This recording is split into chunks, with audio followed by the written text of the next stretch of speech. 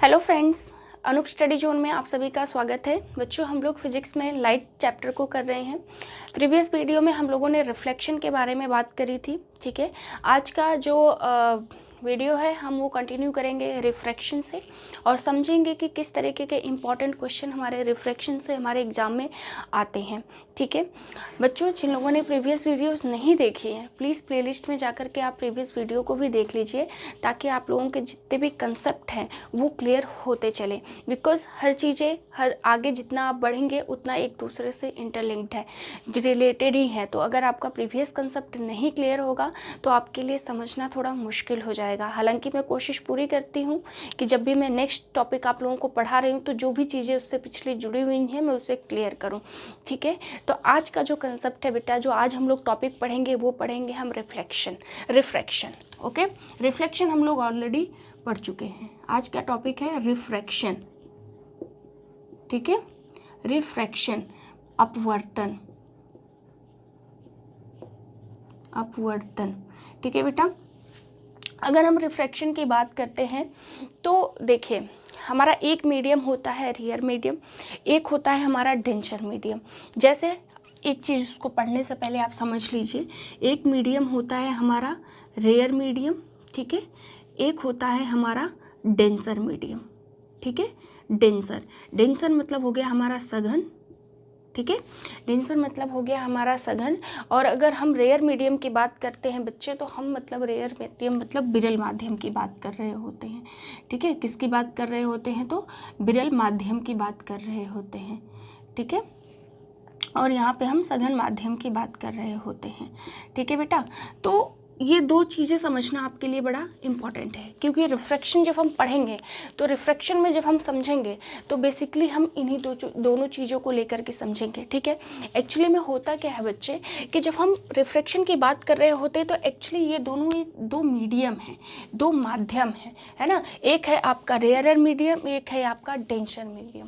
ठीक है, अगर हम रेयरर में बात करें एग्जाम्पल के बच्चे, तो एग्जाम्पल में आप ये कह सकते हैं कि जो हमारा एयर है, ठीक है, जो एयर होती है, जो हवा होती है बेटा, वो क्या होती है? हमारी रेयरर मीडियम की मीडियम होता है। ठीक है, मतलब जो हवा है।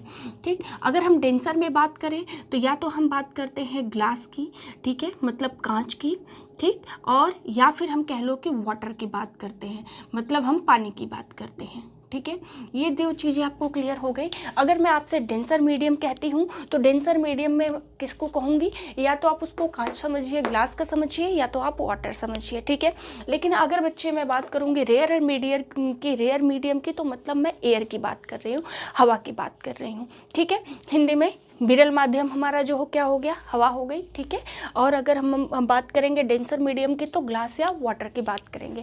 ये हुई बच्चे सबसे इम्पॉर्टेंट कंसेप्ट। टॉपिक को कंटिन्यू करने से पहले अब हम बच्चे आते हैं इसकी डेफिनेशन पे, कि मतलब जो रिफ्रैक्शन होता है, बेसिकली हम रिफ्रैक्शन किसको कहते हैं? हमारा अपवर्तन जो होता है बेटा वो क्या होता है? ठीक है, देखिए, रिफ्रैक्शन की जो डेफिनेशन होती है बेसिकली बच्चे क्या होती है कि जब भी हमारी कोई लाइट की रे, जो हमारी प्रकाश की रे होती है, जो प्रकाश की किरण होती है बेटा, एक मीडियम से जब दूसरे मीडियम में जाती है तो वो अपना डायरेक्शन चेंज कर लेती है। आई बात समझ में? ठीक है, क्या होती है? अगर हम इसके डेफिनेशन की बात करें तो डेफिनेशन में आप कहेंगे कि जब लाइट हमारी when light goes from one medium to another medium, ठीक है, another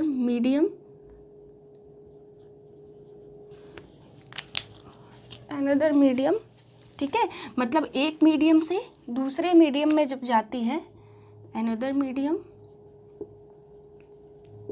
ठीक है, अगर ये वन मीडियम से दूसरे मीडियम में जाती है बच्चे, तो जो लाइट होती है वो क्या कर लेती है? अपना डायरेक्शन चेंज कर लेती है। ठीक है, तो one medium to another medium, then light क्या कर लेती है? अपना डायरेक्शन चेंज कर लेती है।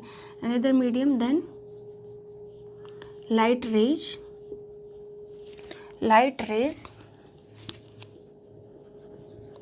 change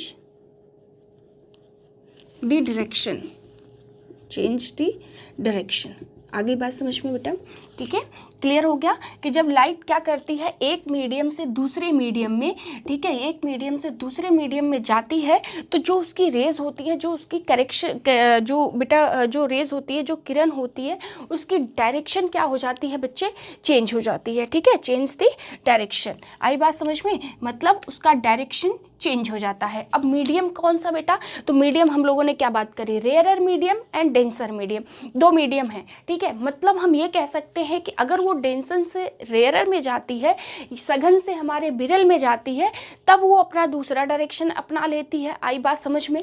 और अगर विरल से सघन में जाती है तब भी ये अपना डायरेक्शन क्या कर लेती है, जो रेज होती हैं वो चेंज कर लेती हैं। आगे हम इसके बारे में पढ़ेंगे कि रेयरर टू डेंसर जाती है तो कैसी रहती है लाइट की रेस, और डेंसर टू रेयरर जाती है तो कैसी रहती है। ठीक है, फिलहाल आप यहाँ पे ये चीज़ समझ लो, क्योंकि इसके बेसिक्स को बच्चे जब समझ लोगे तो आगे जब मैं इसका डायग्राम आप लोगों को समझाऊंगी तब आप लोगों को ज़्यादा अच्छे से समझ में आएगा। ठीक है, तो हम लोगों ने रिफ्रैक्शन के डेफिनेशन, मतलब हमारी जो अपवर्तन होती है उसकी अगर हम डेफिनेशन की बात करें कि हम रिफ्रैक्शन किसको कहते हैं, तो बच्चे जब लाइट की रेज, जो हमारी प्रकाश की किरण होती है, जब एक मीडियम से दूसरी मीडियम में जाती है तो जो प्रकाश की किरण होती है बच्चे, वो अपने डायरेक्शन को चेंज कर लेती है।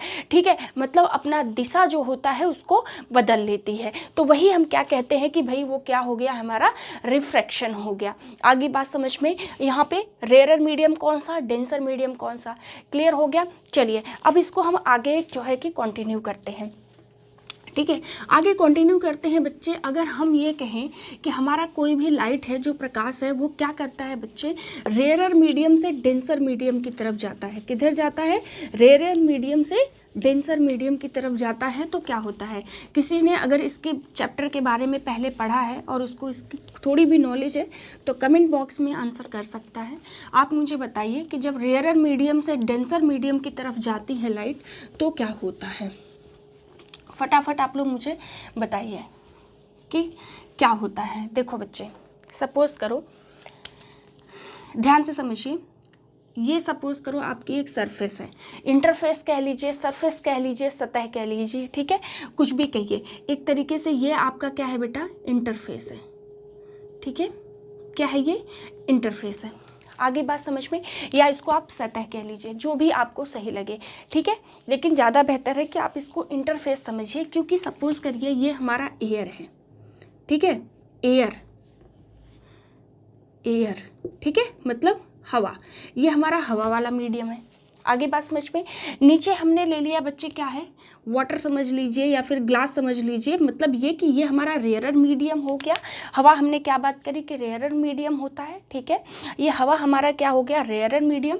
और ग्लास मतलब हमारी जो कांच हो गई बेटा, कांच, ये क्या हो जाएगी, तो ये हो जाएगी हमारी जो है आपकी सघन मीडियम। ठीक है, डेंसर मीडियम। क्लियर हो गया, ये हो गया इंटरफेस। अब इंटरफेस की बात करें बच्चे, तो ये इंटरफेस क्या होता है, तो जैसे आप लोगों को समझ में आ रहा होगा कि इसके ऊपरी परत जो है बेटा क्या है, हमारी एयर है, हवा है ना। मतलब हम ये कह सकते हैं ना कि मतलब एक ये मीडियम है हमारा रेयरर मीडियम, दूसरा है हमारा डेंसर मीडियम। तो जो इन दोनों मीडियम के बीच की ये लाइन होती है, यही हमारी इंटरफेस कहलाती है। एज ए डेफिनेशन आप इस बात को समझिए। आगे बात समझ में, चलिए अब बच्चे देखो क्या होता है कि जब हमारी, अब यहाँ से देखो, एक यहाँ से सपोज करो एक नॉर्मल लाइन है। आई बात समझ में, ये आपकी एक नॉर्मल लाइन है। ठीक, आगे बात समझ में बच्चे, ठीक है, ये एक तरीके की आपकी नॉर्मल लाइन है। ठीक है, इसको नॉर्मल लाइन या फिर अभिलंब कहते हैं। क्या कहते हैं, अभिलंब कहते हैं। आगे बात समझ में बेटा, ठीक है, इसको नॉर्मल लाइन या फिर अभिलंब कहते हैं। ठीक, बात हो गई क्लियर। ये हमारा एयर है, हमारा रेयरर मीडियम, दूसरा हमारा डेंसर मीडियम, ये इंटरफेस हो गया, एक ये अभिलंब है। ठीक है बेटा, इसको मैं थोड़ा सा बड़ा कर दे रही हूँ। ठीक है, तो देखिए ये हमारा हवा वाला पोर्शन हो गया। ठीक है, मतलब हमारा एयर हो गया, ये हमारा वाटर हो गया। वाटर या ग्लास आप कुछ भी लिख सकते हैं। ठीक है, क्योंकि दोनों ही सघन जो है कि ये डेंसर मीडियम में आता है। ठीक है, अब इसको थोड़ा सा और इधर कर देते हैं। ठीक है, जो हमारा नॉर्मल है, ये देखें इस तरीके से बीच में बेटा क्या हो जाता है, हमारा एक नॉर्मल लाइन, या फिर ये कह लो कि हम एक अभिलंब डालते हैं। ठीक है, क्यों डालते हैं इसको अभी हम समझेंगे। फिलहाल आप यहाँ पे इतना समझिए कि ये हमारा इंटरफेस है, यहाँ पे बेटा ये हमारी क्या है, रेयरर मीडियम। ये ध्यान रखिए कि जो ये ऊपर वाली है ये हमारी रेयरर मीडियम है, ठीक है, ये हमारी रेयर मीडियम है, ये हमारी डेंसर मीडियम है।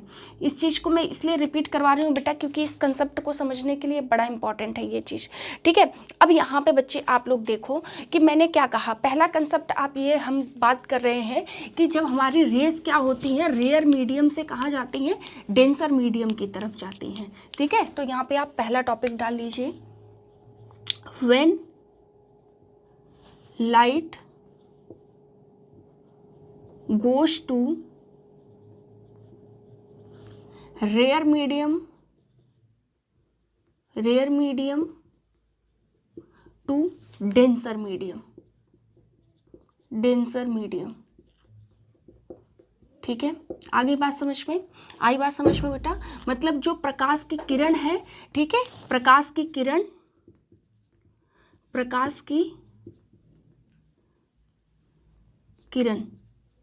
प्रकाश की जो किरण है वो कहाँ जाती है, हमारी विरल माध्यम से, विरल से सघन माध्यम, ठीक है, विरल से सघन माध्यम। आगे बात समझ में बेटा, ठीक है। अब देखो ध्यान से कि मतलब जो प्रकाश की किरण है कहाँ जा रही है बेटा, विरल से सघन माध्यम में। आई बात समझ में, मतलब हमारा रेयरर मीडियम क्या हो गया, एयर, और यहाँ पे हो गया वाटर। आगे बात समझ में, इतनी कहानी सबको क्लियर हो गई। अब मैंने आपसे क्या बात करी बेटा कि देखो जब हम ये कह रहे हैं कि लाइट की रेज, मतलब आप ये समझो कि कोई यहाँ से ये क्या आ रही है, कोई एक इंसिडेंट रे आ रही है। ये इंसिडेंट रे किस तरीके से आएगी, ऐसे आएगी। अब हमने डेफिनेशन में क्या पढ़ा था, डेफिनेशन फटाक से पीछे जाइए, डेफिनेशन याद कीजिए। मैंने डेफिनेशन में क्या कहा था कि डेफिनेशन में हमने कहा कि भाई रिफ्रैक्शन या फिर अपवर्तन तब होता है जब प्रकाश की लाइट, मतलब जो प्रकाश की ये किरण होती है बेटा, जो ये लाइट है इसकी रे क्या करती है कि जब एक मीडियम से आती है दूसरे मीडियम में जाती है, अपना रास्ता बदल लेती है, अपनी दिशा को चेंज कर लेती है। बात क्लियर हुई।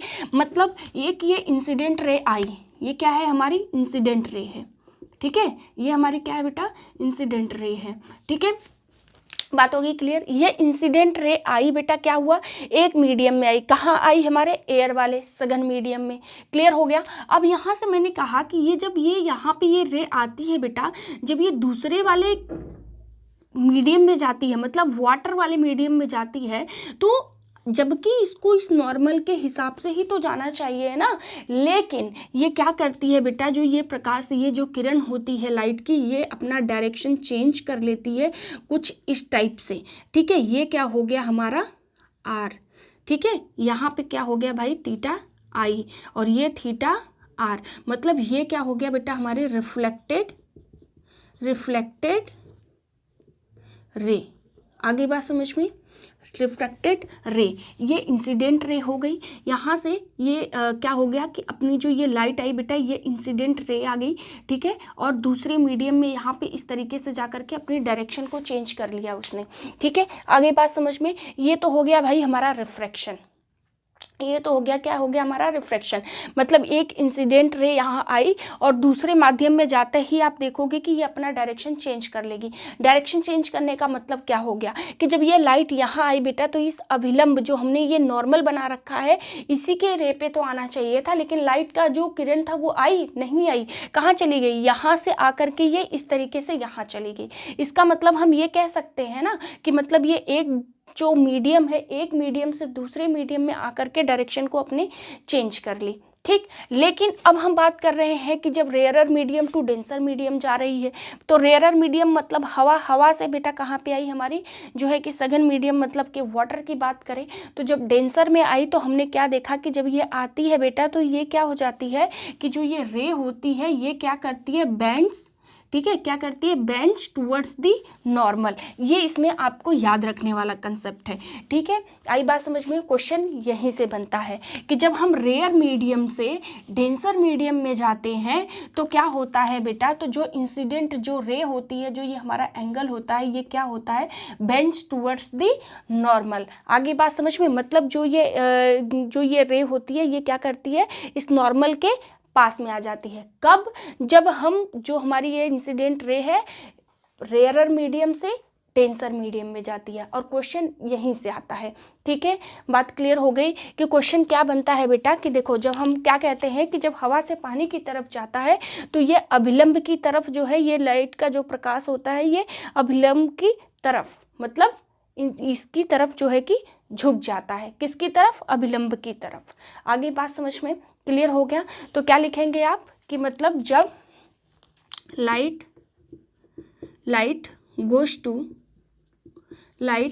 goes to rarer medium, rare to denser, then it bends towards the normal।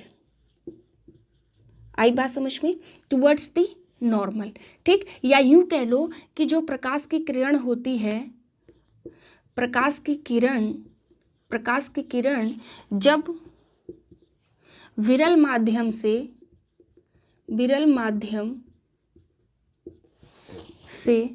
सघन माध्यम में जाती है तो क्या हो जाती है? अभिलंब की तरफ झुक जाती है। तो अभिलंब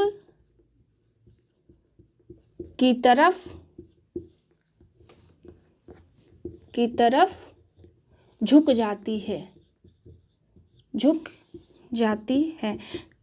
ठीक है बेटा, देखो ये मैंने आप लोगों को इसलिए नोट करवाया है बेटा क्योंकि इसी से बेसिकली क्वेश्चन बनता है। अब देखो, अब तो ये बात तो आप लोगों को समझ में आ गई। ठीक है, अब इससे क्वेश्चन कैसे बनता है आप वो समझो बेटा। देखो क्वेश्चन इस तरीके से आता है कि जब लाइट की रेज या हमारा जो प्रकाश की किरणें होती हैं, जब वो रेयरर मीडियम या फिर विरल माध्यम से सघन माध्यम की तरफ जाती हैं तो क्या होता है? बेंड्स टुवर्ड्स द नॉर्मल, क्या अभिलंब की तरफ झुक जाती हैं या अभिलंब से दूरी बना लेती हैं, ठीक है, या 90 डिग्री का एंगल बनाती हैं, ऐसे क्वेश्चंस आते हैं। तो आप क्या बताएंगे बेटा कि जब भी हमारी प्रकाश की किरण क्या होती है, जब वो रेयरर मीडियम से डेंसर मीडियम की तरफ जाती है तो बेंड्स टुवर्ड्स द नॉर्मल, मतलब जो नॉर्मल वाला एंगल होता है इसकी तरफ आती है। आई बात समझ में? मतलब जब भी हमारी जो ये इंसिडेंट रे होती है बेटा, क्या करती है, जब विरल माध्यम से सघन माध्यम की तरफ जाती है तो क्या करती है, वो हमारा जो अभिलंब है उसकी तरफ झुक जाती है। आगे बात समझ में? ये सब लोग आप लोग इसको नोट कर लो, यही क्वेश्चन बेसिकली आता है। Same to same exact question आपसे ऐसे ही पूछ लेगा कि जब हमारी जो प्रकाश की किरण होती है वो रेयरर मीडियम से डेंसर मीडियम या विरल माध्यम से आपका सघन माध्यम में जाती है तो क्या होता है। तो बेटा क्या होता है कि जो हमारी ये लाइट की प्रकाश होती है ये क्या कर जाती है, जो हमारा ये नॉर्मल है, मतलब जो ये अभिलंब है इसकी तरफ झुक जाती है। ये एक क्वेश्चन बन गया आप लोगों का आंसर। ठीक है, आगे बात समझ में सबको क्लियर हो गया बच्चे? ठीक है, यहाँ पे ये बात आई होप सबको क्लियर हो गई होगी। अब हम बात करते हैं, ये तो हमने बात करी थी जब लाइट हमारा क्या जाता है, रेयरर मीडियम से डेंसर मीडियम में जाता है, तब की हम लोगों ने बात करी है कि रे इस तरीके से आती है और इधर को जो है कि बैंड हो जाती है। ठीक है, लेकिन अब हम बात करेंगे उल्टा, मतलब जब डेंसर मीडियम से रेयरर मीडियम, मतलब सघन मीडियम से हमारा विरल मीडियम में जाता है, विरल माध्यम में जाता है, तब क्या होता है, अभिलंब के अकॉर्डिंग कैसी उसकी जो है कि एंगल बनता है या फिर कह लो रेज कहा जाती हैं। ठीक है, तो आई होप ये आप लोगों ने इसको नोट कर लिया होगा और आप लोगों को समझ में आ गया होगा कि जब भी बेटा हम बात करते हैं कि विरल माध्यम से सघन माध्यम की तरफ या फिर कह लो रेयरर मीडियम से डेंसर मीडियम की तरफ जब जो प्रकाश की किरणें जाती हैं तो वो अभिलंब की तरह झुक जाती हैं। सिर्फ आपको इतना ही याद रखना है क्योंकि यही कंसेप्ट है, यही से क्वेश्चन बनता है और यही आप लोगों का आंसर हो जाता है। अब यहाँ पे बेटा क्या हो गया, हम यहाँ पे इसको चेंज कर देते हैं। ठीक है, मतलब डेंसर से रेयरर, मतलब अब इसका उल्टा। ठीक है, इसका उल्टा मतलब मीडियम डेंसर, ठीक, टू रेयरर। ठीक है, मतलब सघन से विरल माध्यम, यहां पे कर लो सघन से विरल, ठीक है। इधर हम बात करते हैं विरल माध्यम की, ठीक, मतलब जस्ट इसका उल्टा। अब बच्चों मुझे बताओ कि इस केस में क्या होगा। जिसको जिसको पता है भाई वो आंसर मुझे करते रहा करे, ठीक है। बाकी मैं आप लोगों को समझा रही हूँ। और बच्चे देखो क्वेश्चंस बिल्कुल सेम ऐसा ही बनता है।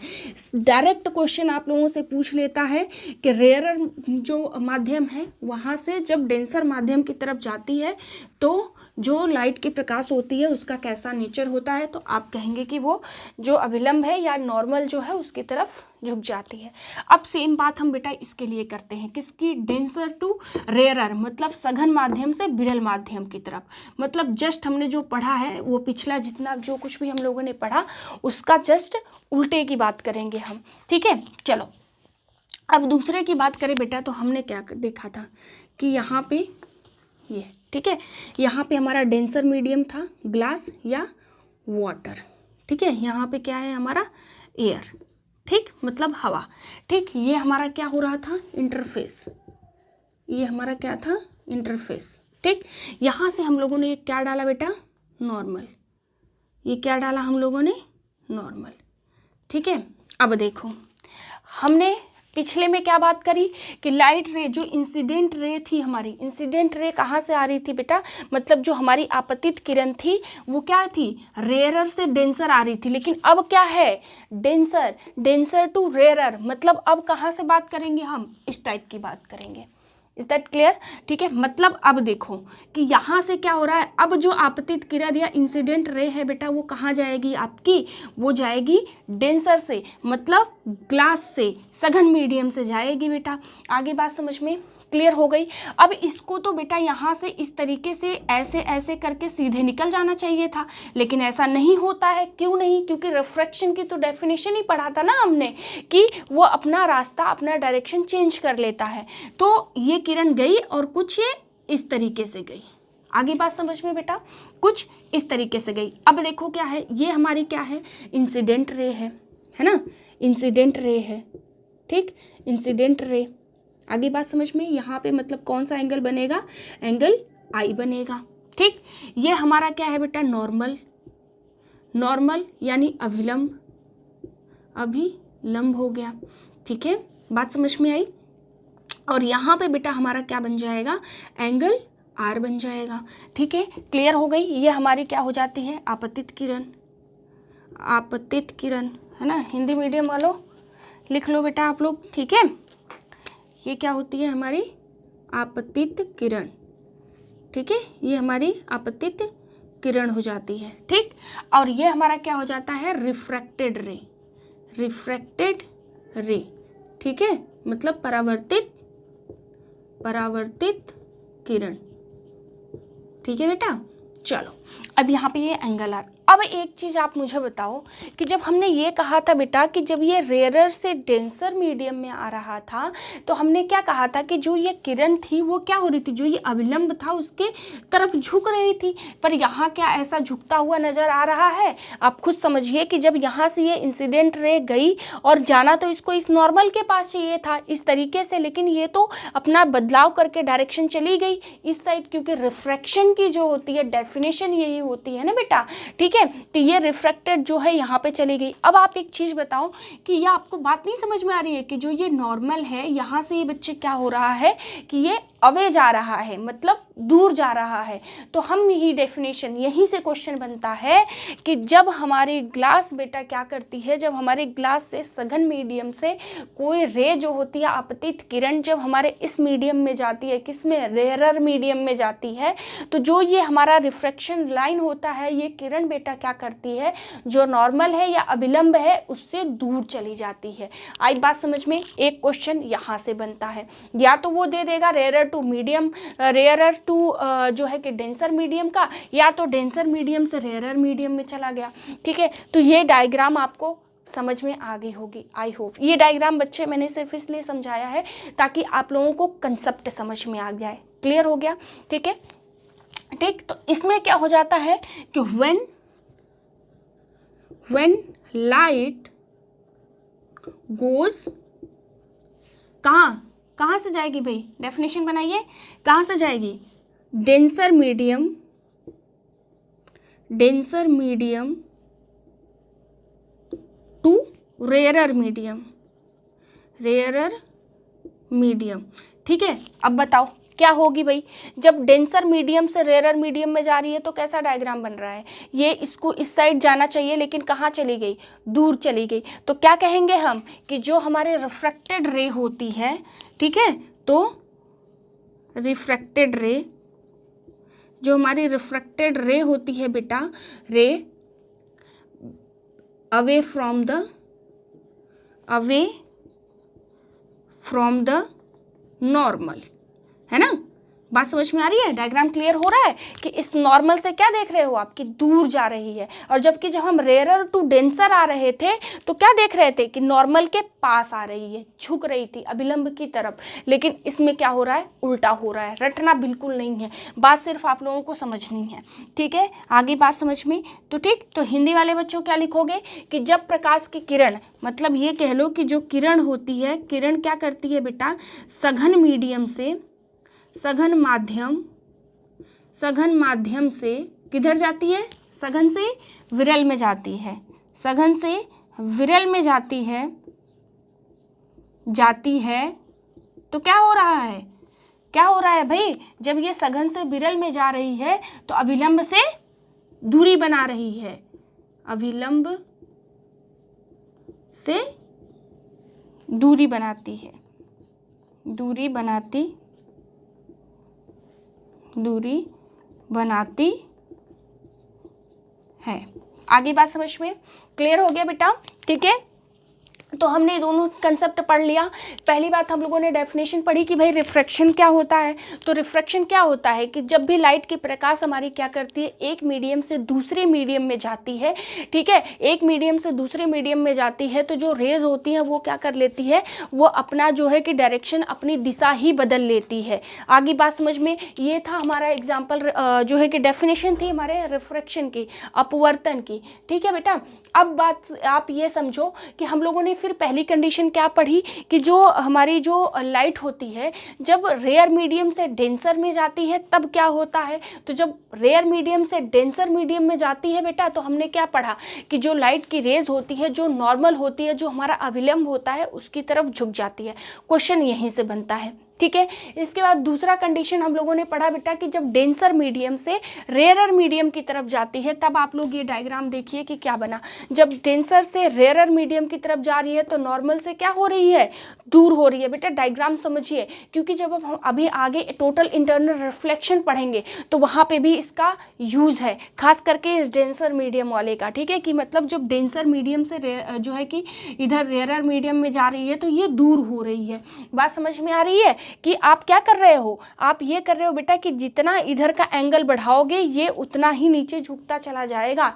आई बात समझ में। मतलब जब देखिए, जब ये वाली चीज़ आप यहाँ से इसका एंगल इस तरीके से बढ़ाएंगे, तो जैसे ये है, ये एंगल इस तरीके से बढ़ाएंगे तो आप क्या देखेंगे कि ये रिफ्रैक्शन लाइन जो है उतनी नीचे चली आ रही है। तो एक टाइम तो बेटा ऐसा आएगा ना कि जो ये लाइन है ये कहाँ पे पहुँच जाएगी, मतलब अगर ये यहाँ का एंगल बढ़ाते जाएंगे तो यहाँ मतलब रिफ्रैक्टेड रे कितनी हो जाएगी, 90 डिग्री का एंगल बनाएगी, ठीक है। तो इसके बारे में भी हम पढ़ेंगे, लेकिन फिलहाल आप लोग यहाँ से ये चीज़ समझ लीजिए, ठीक है, कि क्या है कि जब भी हमारी जो लाइट होती है, जब हमारी इंसिडेंट रे सघन मीडियम से विरल मीडियम की तरफ जाती है, विरल माध्यम की तरफ जाती है, तो क्या हो जाता है, तो अभिलंब से दूरी बनाती है। सिर्फ इतना ही आप लोगों को याद रखना है इस कंसेप्ट से। ये था बेटा टोटल कंसेप्ट आपका रिफ्रैक्शन का, रिफ्रैक्शन से डेफिनेशन से लेकर के जहाँ से क्वेश्चन बनेगा ये मैंने आप लोगों को क्लियर कर दिया। अब नेक्स्ट हम बात करेंगे क्वेश्चन की, कि एक क्वेश्चन तो यहाँ से बनता है, ठीक है, दूसरा उसके डेफिनेशन से बनता था, ठीक, तीसरा क्वेश्चन जो होता है बेटा इसके एग्जाम्पल से बनता है। अब इसके एग्जाम्पल में हम अगर बात करते हैं रिफ्रैक्शन की, तो अगर मैं कहूँ आप लोगों से कि पानी में डूबी हुई पेंसिल, जब आप लोगों ने देखा होगा लाइव एग्जाम्पल आप लोगों का होगा कि जब एक पेंसिल होती है, ठीक है, जो आप क्या करते हैं, जब पेंसिल को किसी ग्लास में डालते हैं तो आप क्या देखेंगे कि जो पेंसिल होती है वो हमें कैसी नज़र आने लगती है, टेढ़ी नज़र आती है। अगर आप लोगों ने नहीं भी करा है तो आज ही उसको करके घर पे देखिए और उसको फिजिक्स से रिलेट करिए, आंसर बिल्कुल याद हो जाएगा और 1 नंबर आपके सही भी हो जाएंगे। अगर एग्जाम में क्वेश्चन आता है कि एक ग्लास है, ग्लास में अगर आप पेंसिल को इस तरीके से डुबाएंगे तो आप क्या देखेंगे कि वो पेंसिल आपको टेढ़ी नजर आती है, जबकि पेंसिल आप तो सीधी ही डालते हैं ग्लास में, लेकिन वो टेढ़ी नजर आती है। तो क्वेश्चन ये आता है कि क्वेश्चन डायरेक्ट आपको दे देगा कि अगर पेंसिल को आपने एक ग्लास में डाला है तो पेंसिल आपको टेढ़ी या उल्ट जो है कि थोड़ी सी टिल्टेड नजर आती है। तो ऐसा क्यों नजर आता है बेटा? तो वो आता है आपका रिफ्रैक्शन की वजह से, ठीक है, रिफ्रैक्शन, अपवर्तन के कारण। अब क्या होता है बेटा कि मैंने रिफ्लेक्शन आप लोगों को पहले पढ़ा दिया है, ठीक है, अब मैं आप लोगों को रिफ्रैक्शन पढ़ा रही हूँ, फिर टोटल इंटरनल रिफ्लेक्शन पढ़ेंगे, फिर आप लोग डिस्पर्जन पढ़ेंगे, स्कैटरिंग पढ़ेंगे। तो ऑप्शन में जब देता है आंसर तो यहाँ पे कंफ्यूज करने के लिए सब दे देगा आपको, रिफ्लेक्शन दे देगा, रिफ्रैक्शन दे देगा, टोटल इंटरनल रिफ्लेक्शन दे देगा, डिस्पर्जन दे देगा। तो आप लोग कंफ्यूज हो जाएंगे कि आंसर क्या है इसका। इसीलिए मैं कह रही हूँ कि जो चीज़ मैं आप लोगों को समझा रही हूँ उसको पॉइंट टू पॉइंट अभी से नोट करके लर्न करते जाइए, ठीक है, बात समझते जाइए। तो अगर ये कह दूं कि जो हमारी पेंसिल होती है, पेंसिल टेढ़ी क्यों नज़र आती है, ठीक है, इसको आप लोग लिख लीजिए कि ग्लास में, जब ग्लास होता है हमारा, ग्लास में पेंसिल का टेढ़ा दिखना, ठीक है, टेढ़ा दिखना, ये क्या होता है बेटा? ये ऐसा क्यों दिखता है, हमें टेढ़ा क्यों दिखता है? तो रिफ्रैक्शन की वजह से दिखता है। इसका दूसरा एग्जाम्पल और इम्पॉर्टेंट एग्जाम्पल क्या होता है बेटा? जो हमारे तारे टिमटिमाते हैं, है ना, मतलब जो हमारे स्टार्स होते हैं जो चमकते हैं, ठीक है, टिमटिमाते हैं, वो क्यों होता है? तो वो भी किसकी वजह से होता है? रिफ्रैक्शन की वजह से होता है, ठीक है। तो दूसरा एग्जाम्पल, तारों का टिमटिमाना, आई बात समझ में? क्लियर हो गया? तारों का टिमटिमाना तो किसकी वजह से होता है बेटा? तारे क्यों टिमटिमाते हैं? तो रिफ्रैक्शन की वजह से टिमटिमाते हैं, ठीक है, क्लियर। नेक्स्ट होता है बेटा जैसे सन। जब आपने कभी देखा होगा कि जो सन होता है, जब वो सनसेट हो जाता है तो सनसेट हो जाने के पहले और सनसेट जब हो चुका रहता है उसके बाद भी आप क्या देखेंगे कि कुछ समय के लिए आपको सूर्य दिखाई देता है। ऐसा होता है। अगर आप लोगों ने नहीं देखा होगा तो आज घर पे जा कर के आप इसको नोटिस कीजिएगा। शाम को जब सनसेट हो रहा होगा तो देखेंगे कि सनसेट होने से पहले और जब सनसेट हो जाता है उसके बावजूद भी कुछ देर के लिए हमें रेड रेड दिखता है, या फिर कह लो कि सूर्य हमें दिखता है ना। मतलब उसके पहले भी, जब डूबा नहीं होता है तब भी हमें दिखता है और जब डूब जाता है तब भी हमें दिखता है। तो ऐसा क्यों होता है? तो वो भी बेटा किसकी वजह से होता है? रिफ्रैक्शन की वजह से होता है। आई बात समझ में? ये 3 बड़े बेहतरीन और सबसे इंपॉर्टेंट एग्जांपल है रिफ्रैक्शन की, ठीक है। इसको अपने कॉपी में नोट कर लीजिए और रिवीजन करते रहिए बच्चे, क्योंकि जब मैं नेक्स्ट क्लास में आप लोगों को क्वेश्चंस करवाऊंगी तब आप लोगों को ये सारी चीज़ें कंफ्यूज नहीं होनी चाहिए, ठीक है। क्योंकि आगे अभी हम लोग टोटल इंटरनल रिफ्लेक्शन, बाकी स्कैटरिंग, डिस्पर्जन, ठीक है, कई सारे टॉपिक्स पढ़ेंगे जिससे कि ये हमें कंफ्यूज होने के चांसेस हो सकते हैं। तो ये 3 एग्जाम्पल आप लोग लिख लीजिए, ठीक है। या फिर एक एग्जाम्पल आप ये भी समझिए कि जब मछली पानी में डूबी होती है तो वो हमें कैसे उभरी उभरी सी नजर आती है, क्यों आती है? उसका भी आंसर क्या हो जाएगा बेटा? रिफ्रैक्शन हो जाएगा। बात क्लियर हो गई? ये थे कुछ इसके एग्जाम्पल्स और जिससे क्वेश्चंस डायरेक्ट एग्जाम में बनते हैं बेटा। जितने टॉपिक, तो मैंने आप लोगों को इस टॉपिक में ये भी बता दिया, डेफिनेशन से भी क्वेश्चन आता है एग्जाम में, कंफर्म आता है, उसको डायरेक्ट दे देता है कि अगर एक मीडियम से दूसरे मीडियम में लाइट की रेज जाती है तो वो क्या कहलाता है? रिफ्लेक्शन, रिफ्रैक्शन, जो है डिस्पर्जन या स्कैटरिंग। तो आंसर पता ही नहीं होगा तो आप लोग नहीं कर पाएंगे, ठीक है। तो इसके डेफिनेशन से भी आता है। बाकी अगर रेयर मीडियम से डेंसर मीडियम में जाती है लाइट तो क्या होता है, और डेंसर से रेयर जाती है तो क्या होता है। ये आप लोगों को डायग्राम तो नहीं आता है एग्जाम में, लेकिन ये कंसेप्ट तो आता है, इसलिए ये डायग्राम पढ़ना बड़ा जरूरी था। Is that clear? ठीक है, आगे बात समझ में सबको? चलिए अब हम टॉपिक को थोड़ा सा आगे पढ़ाते हैं बेटा, ठीक है, थोड़ा सा हम टॉपिक को आगे बढ़ाते हैं और बात करते हैं टोटल इंटरनल रिफ्लेक्शन की। बहुत बहुत इम्पॉर्टेंट है लाइट का क्वेश्चन, इससे बड़े क्वेश्चंस बनते हैं। ठीक है, चलिए अब आप लोग मुझे बताइए कि जो टोटल इंटरनल रिफ्लेक्शन होता है, जिन लोगों ने पढ़ा है वो लोग मुझे बताएंगे कि टोटल इंटरनल रिफ्लेक्शन क्या होता है। चलिए, टोटल इंटरनल रिफ्लेक्शन, जिसने भी पढ़ा है बेटा वो मुझे बताए कि टोटल इंटरनल रिफ्लेक्शन क्या होता है। ये नेक्स्ट टॉपिक ही है।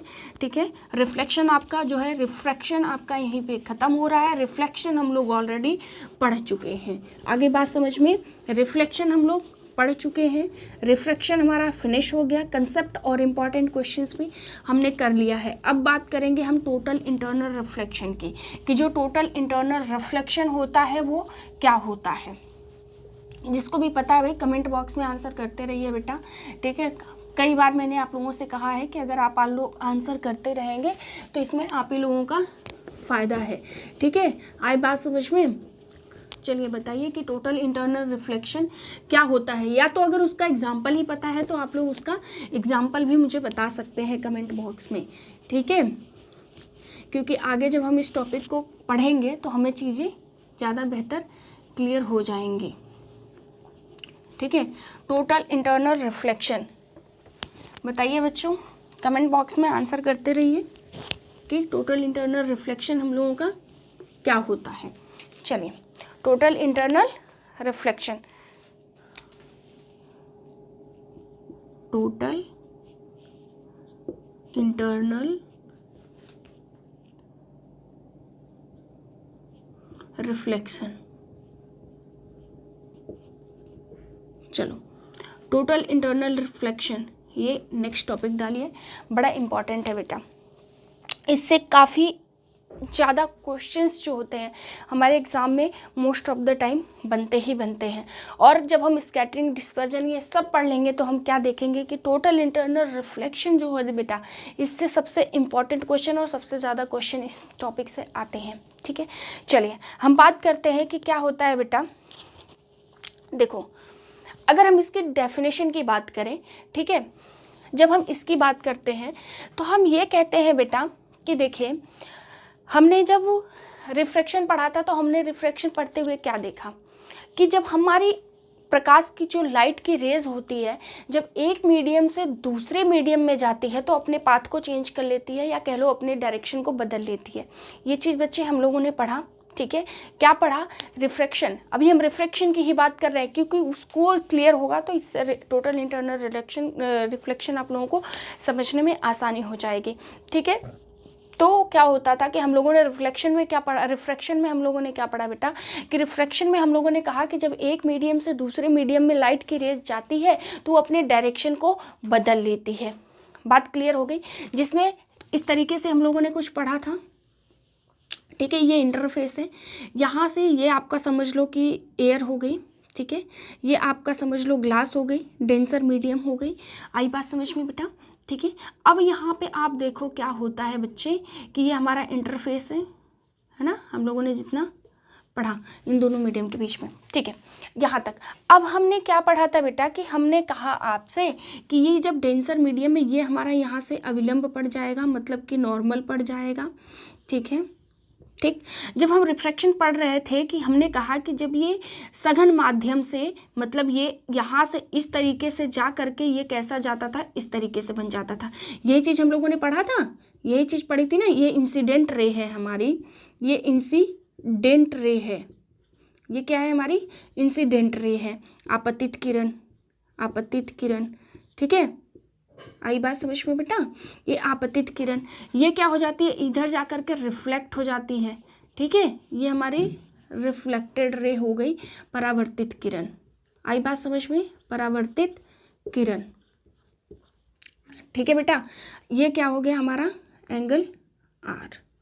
ठीक, ये हमारा नॉर्मल, या कह लो अभिलंब। बेटा ये डायग्राम आप लोग खुद से भी बनाने की कोशिश करते रहिए, जिससे कि आप लोगों का कंसेप्ट क्लियर होगा, क्योंकि डायग्राम ये सब चीज़ें ऐसी होती हैं कि जब तक आप अपने हाथ से नहीं बनाएंगे तो कन्फ्यूजन रही जाती है। इसलिए जो जो चीज़ें मैं आप लोगों को बताती जा रही हूँ इसको अपनी कॉपी में खुद से बनाने की कोशिश कीजिए, ठीक है। चलिए हम यहाँ पे बात कर रहे हैं टोटल इंटरनल रिफ्लेक्शन की, और यहाँ तक की कहानी हम लोग ऑलरेडी रिफ्लेक्शन में पढ़ भी चुके हैं, और मैंने तब भी आप लोगों को डिक्टेट किया था टोटल इंटरनल रिफ्लेक्शन के बारे में, ठीक है बेटा। ये क्या हुआ, यहाँ से ये इंसिडेंट रे गई, कहाँ से गई, कहाँ से गई भाई, तो ग्लास वाली मीडियम। ग्लास वाली मीडियम को हम क्या कह रहे थे, सघन मीडियम, डेंसर मीडियम। तो डेंसर मीडियम से जब जाती है तो हमने क्या कहा कि जब डेंसर मीडियम से बेटा रेयरर मीडियम में हमारी जो है प्रकाश की किरण जाती है तो वो क्या कर देती है, वो अवे फ्रॉम द नॉर्मल, मतलब इस नॉर्मल से दूर चली जाती है, ठीक। यहाँ तक बात क्लियर हो गई। अब हम यहाँ पे बात कर रहे हैं बेटा जो है टोटल इंटरनल रिफ्लेक्शन की। उससे पहले हम एक टॉपिक बात कर ले, छोटा सा है, क्रिटिकल एंगल। क्रिटिकल एंगल, ठीक है, क्रिटिकल एंगल ये बड़ा इंपॉर्टेंट है बेटा, आईसी। अब वो क्या करेंगे बात हम क्रिटिकल एंगल की। अब ये क्रिटिकल एंगल क्या होता है, ठीक है, अगर जब हम इसको नहीं समझ पाएंगे तो फिर हमारे लिए टोटल इंटरनल रिफ्लेक्शन बड़ा मुश्किल हो जाता है। और एक चीज़ बच्चे कि आप लोग बिल्कुल ध्यान से, मैं जिस पॉइंट को जैसे जैसे बोलती जा रही हूँ उसको आप वैसे वैसे ही समझिए, बात समझ में आ गई। जैसे अब मैंने क्या कहा कि हम क्रिटिकल एंगल की बात करते हैं। अच्छा एक बात बताओ बेटा आप लोग कि आप क्या देखोगे कि देखो ये यहाँ से ये वाली एंगल, देखो ये जो है ये इंसिडेंट रे, हमने क्या कहा कि देखो जैसे जैसे आप इसको बढ़ाते जाओगे बेटा इस तरीके से, तो ये जो रिफ्लेक्टेड रे है, ये रिफ्लेक्टेड रे भी तो इस तरीके से नीचे आ रही होगी ना। मतलब ये एंगल जितना जितना जितना हम धीरे धीरे बढ़ाएंगे, ये रिफ्लेक्टेड जो है रे बेटा ये क्या कर देगी, धीरे धीरे धीरे धीरे धीरे धीरे इस तरीके से नीचे आ रही होगी। बात क्लियर हो रही है। मतलब ये जिस तरीके से ऊपर जाएगा तो ये वाला एंगल क्या हो जाएगा, धीरे धीरे नीचे आ जाएगा, रिफ्लेक्शन एंगल, ठीक है। तो एक पॉइंट ऐसा आएगा ना बेटा कि ये बढ़ते बढ़ते बढ़ते बढ़ते यहाँ आ गया, और जो ये रिफ्लेक्टेड एंगल है बेटा ये इस तरीके से कम होते होते होते होते आप क्या देखेंगे कि इस पॉइंट पे आ जाएगा। इस एंगल को जितना बढ़ाएंगे वो इस तरीके से यहाँ पे आ जाएगा, है ना। मतलब ये रिफ्लेक्शन, ये वाली जो लाइन है वो सीधे सीधे इस पे आ जाएगी। बात क्लियर हो गई। जब ये लाइन इस पे आ जाएगी बेटा तो मतलब ये यहाँ पे कितना बन जाएगा, 90 डिग्री। या तो इसको यहाँ पे समझ लीजिए, ये समझिए आप लोग यहाँ पे कि मतलब ये रिफ्लेक्टेड रे क्या हो जाएगा, जब यहाँ पे आ जाएगी, जब ये ऐसे बढ़ते बढ़ते ये रिफ्लेक्टेड रे हो जाएगी हमारी, ठीक है, रिफ्लेक्टेड रे, ठीक है, रिफ्लेक्टेड रे बेटा हमारी क्या हो जाएगी, यहाँ पे आ जाएगी। तो मतलब ये क्या हो जाएगा, 90 डिग्री बन जाएगा। आई बात समझ में। तो मतलब हमारा जो एंगल आर है ये कितना बन जाए, 90 डिग्री, ठीक। तो यही बेटा हमारी क्या कहलाती है, क्रिटिकल एंगल कहलाती है। आई बात समझ में। क्रिटिकल एंगल की डेफिनेशन क्या हो गई कि जब हम इंसिडेंट रे को बढ़ाते हैं, रिफ्लेक्टेड रे हमारी 90 डिग्री पे आ जाती है, 90 डिग्री बन जाती है, तो हम कह देते हैं कि वो हमारा क्या हो जाता है, क्रिटिकल एंगल होता है। तो क्रिटिकल एंगल को बेसिकली अगर हमें डिफाइन करना होगा बेटा, तो क्रिटिकल एंगल को हम बेसिकली क्या कह देंगे कि जब रिफ्लेक्टेड एंगल हमारा क्या हो जाए, 90 डिग्री का। और 90 डिग्री क्यों हो जाएगा, मैंने आपको बताया कि जैसे ही इंसिडेंट रे को आप इस तरीके से बढ़ाएंगे, रिफ्लेक्टेड रे कम होते होते एक टाइम पे, एक पॉइंट पे यहाँ पे आ जाएगा, जिससे क्या हो जाएगा बेटा कि 90 डिग्री। तो मतलब एंगल सी की अगर हम आईसी की बात करते हैं तो क्या कहेंगे कि व्हेन एंगल आर, या फिर कह लो कि रिफ्लेक्टेड एंगल कितना हो जाए बेटा, 90 डिग्री। आई बात समझ में। यही हमारा हो जाता है critical angle. Is that clear. जो हमारा एंगल आर होता है बेटा ये क्या हो जाए, 90 डिग्री हो जाए। कब, जब हमारा क्रिटिकल एंगल के बराबर हो। बात क्लियर हो गई। बात क्लियर हो गई। तो मतलब ये हो गया कि ये हमारा क्या हो गया, क्रिटिकल एंगल हो गया। ठीक है बेटा, सबको क्लियर हो गया कि क्रिटिकल एंगल क्या होता है। जब हमारा एंगल आर मतलब जो रिफ्रैक्टेड एंगल या फिर परावर्तित कोण जो होता है कितना हो जाए, 90 डिग्री हो जाए। आई बात समझ में। जब हमारा परावर्तित कोण रिफ्लेक्टेड एंगल जो होता है वो 90 डिग्री हो जाए, ठीक है, तो वही हमारा क्या कहलाता है, क्रिटिकल एंगल होता है। सबको क्लियर हो गई ये बात बेटा। ठीक है, अब आगे हम इसमें बात एक चीज़ और करते हैं कि अब ये तो हो गई बेटा ना कि हमारी मतलब किसकी बात हो गई, क्रिटिकल एंगल की। अब मैं आप लोगों से बेटा बात करती हूँ टोटल इंटरनल रिफ्लेक्शन की। आगे बात समझ में। अब बात करेंगे टोटल इंटरनल रिफ्लेक्शन की। अभी हम लोग टोटल इंटरनल रिफ्लेक्शन की बात नहीं कर रहे थे, अभी हम बात कर रहे थे क्रिटिकल एंगल की। तो क्रिटिकल एंगल हमने क्या देखा कि क्रिटिकल एंगल क्या हो जाता है जब रिफ्रैक्टेड एंगल हमारा क्या हो जाए 90 डिग्री हो जाए। आगे बात समझ में बेटा। अब जो हम इंटरनल रिफ्लेक्शन की बात करते हैं तो इंटरनल रिफ्लेक्शन के कंडीशन में बेटा देखो क्या होता है। चलो मैं इसको पूरा निकालती हूँ, ठीक है।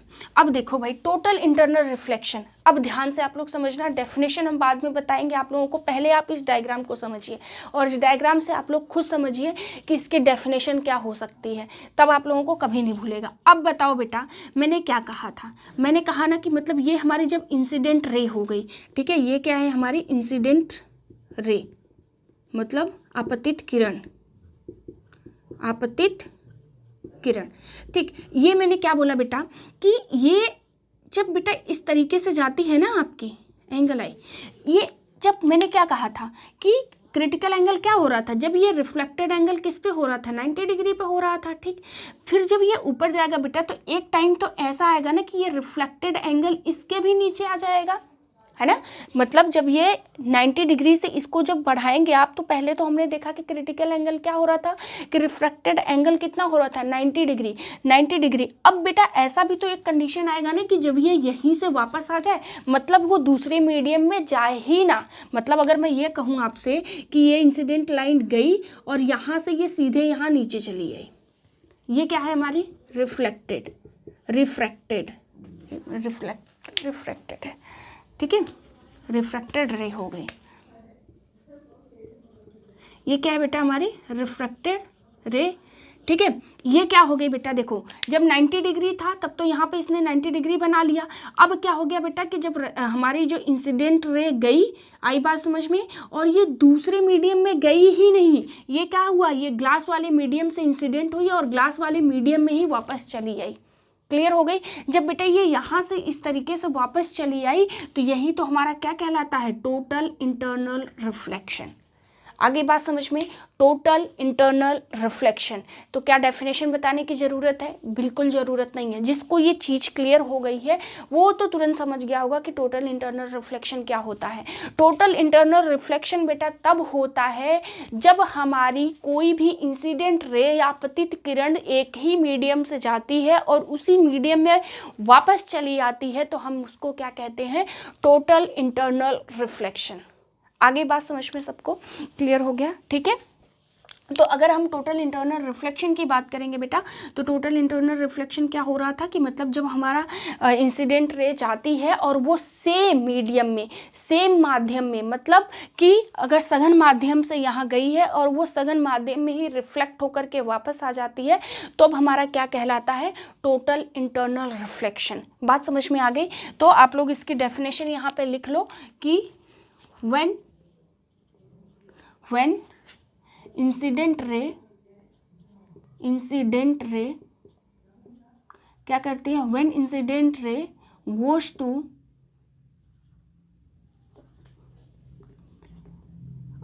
denser medium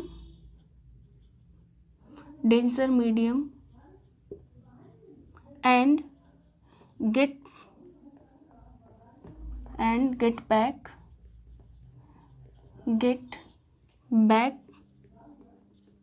to same medium, ठीक है बेटा, सेम मीडियम। मतलब कि रे इंसिडेंट रे गई, ठीक है, और यहाँ से क्या हुआ कि वो आपकी जो है डेंसर मीडियम में वापस रिफ्रैक्ट होकर के वापस आ गई। क्यों, क्योंकि जैसे जैसे इसका एंगल आप बढ़ाते जाएंगे तो ये रिफ्रैक्टेड रे इस तरीके से चेंज होता रहता है, ठीक है। आगे बात समझ में, मतलब हिंदी वाले भाई लिख लो कि जो आपतित किरण होती है, आपतित किरण जब सघन मीडियम में, सघन माध्यम में दोबारा, या यूं कह लो कि जो आपतित किरण होती है सघन माध्यम से, जो है सघन माध्यम से दोबारा सघन माध्यम में ही आ जाती है, सघन माध्यम में वापस वापस आ जाती है।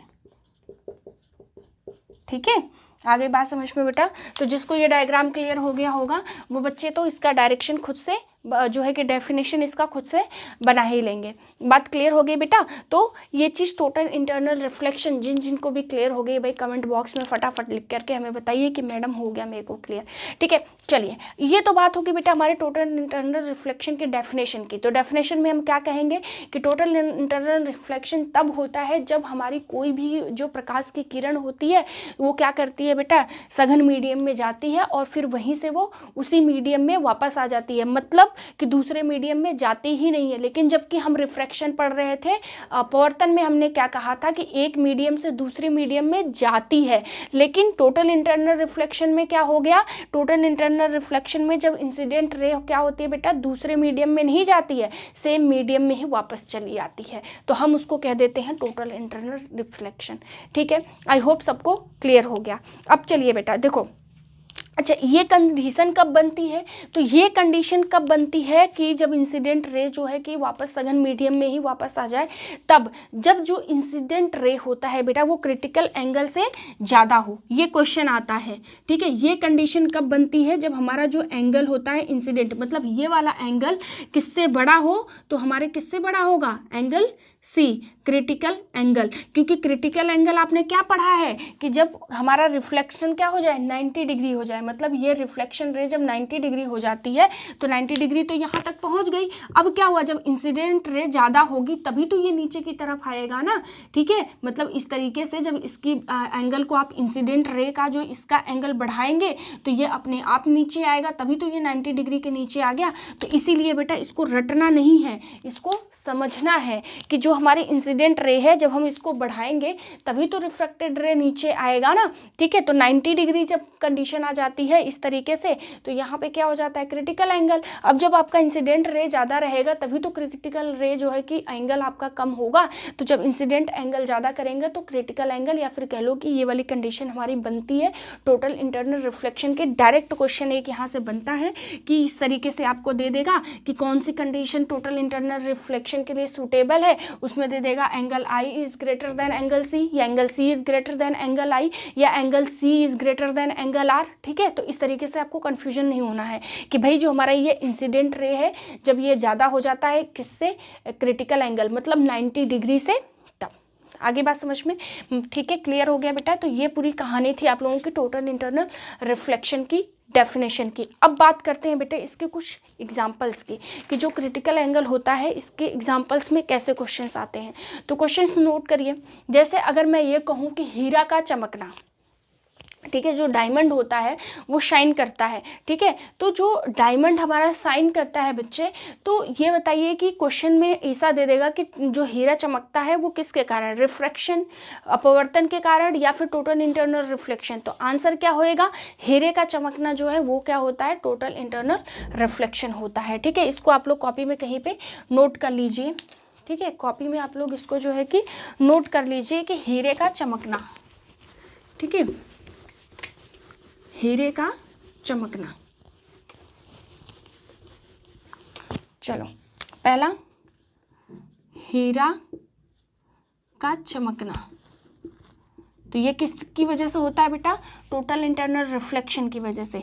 दूसरा एग्जाम्पल जो एग्जाम में बड़ा पूछा जाता है, पानी में पड़ी हुई चीज, जो पानी में कोई चीज़ अगर पड़ी रहती है वो अगर हमें चमकीली दिखती है, मतलब जहाँ पे चमकना आ जाए वहाँ पे आप बात समझ लीजिए कि क्या है, टोटल इंटरनल रिफ्लेक्शन है। ठीक है, वहीं अगर मैं बात करूँ आप लोगों से दूसरी, तो ये बताइए कि कांच, जो अगर कांच जब हमारा टूट जाता है तो वो भी चमकता है। जो कांच होता है जब कांच टूट जाता है तो चमकने लगता है, ऐसा क्यों, तो कांच के टुकड़े का चमकना जो है वो भी टोटल इंटरनल रिफ्लेक्शन। ये सब भी लिख लीजिए आप लोग, कांच के टूटने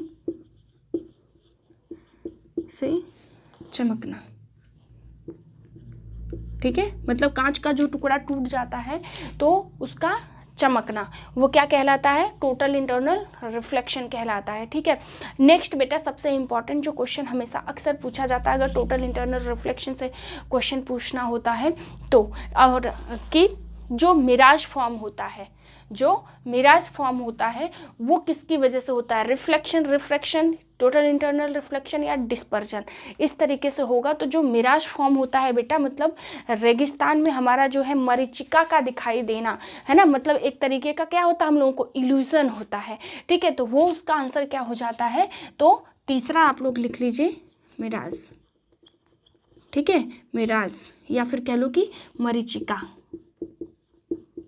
ये किसकी वजह से, तो ये भी टोटल इंटरनल रिफ्लेक्शन की वजह से। आगे बात समझ में बेटा। तो ये कुछ कॉमन एग्जांपल्स थे आप लोगों के, ठीक है, जो कि हमारे अक्सर एग्जाम में पूछे जाते हैं कि टोटल अगर ये चीज़ें इस तरीके से दे देते हैं कि हीरा चमक रहा है तो वो किसकी वजह से, रिफ्रैक्शन, रिफ्लेक्शन या फिर टोटल इंटरनल रिफ्लेक्शन हो गया।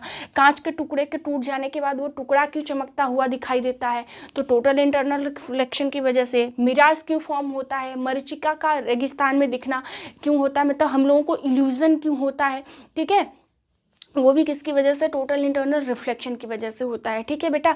तो आई होप कि आज आप लोगों को रिफ्रैक्शन, अपवर्तन और टोटल इंटरनल रिफ्लेक्शन काफ़ी अच्छे से समझ में आया होगा, ठीक है। और बाकी किसी को कहीं पे भी कोई डाउट है तो वो कमेंट बॉक्स में लिख दो भाई, हम नेक्स्ट जब भी क्लास में आएंगे तो आप लोगों के डाउट्स को क्लियर कर देंगे, ठीक है। आई बात समझ में। तो ये सारी चीज़ें आप लोगों को क्लियर हो गई कि क्रिटिकल एंगल क्या होता है, टोटल इंटरनल रिफ्लेक्शन। और एक चीज़ बेटा, ये चीज़ें जितनी मैंने आपको पढ़ाई इससे बाहर कुछ भी आप लोगों के एग्जाम में नहीं आएगा अगर इस टॉपिक से क्वेश्चन बनता है तो। और क्वेश्चन किस तरीके के बनते हैं वो भी मैंने आप लोगों को बता दिया, सिर्फ उतने लिमिटेड क्वेश्चन है। कई सारे एग्जाम्स के पैटर्न देखने के बाद मैंने ये सारी चीज़ें सेट करी हैं, ठीक है। चले बच्चे, तो यहाँ पे अगर क्वेश्चन इस तरीके से आ जाए कि मिराज क्यों फॉर्म होता है तो फटाक से आप आंसर बताएंगे, कंफ्यूज नहीं होना है, टोटल इंटरनल रिफ्लेक्शन, ठीक है। तो आज की क्लास को बेटा यहीं पे हम लोग जो है कि फिनिश करते हैं। नेक्स्ट क्लास हम लोग इसी टॉपिक के आगे के जो टॉपिक्स हैं इंपॉर्टेंट, जैसे कि डिस्पर्जन, स्कैटरिंग हो गया, फ्लाइट, ठीक है, क्यों होता है, ये सब चीज़ें हम लोग नेक्स्ट क्लास में कंटिन्यू करेंगे इसी चैप्टर के साथ, ठीक है। तब तक बच्चों आप लोग रिविज़न करते रहिए, कोई भी डाउट हो अपना कमेंट बॉक्स में लिखिए, ठीक है, पढ़ते रहिए, ठीक है, रिविज़न करते रहिए, ठीक है। Thank you.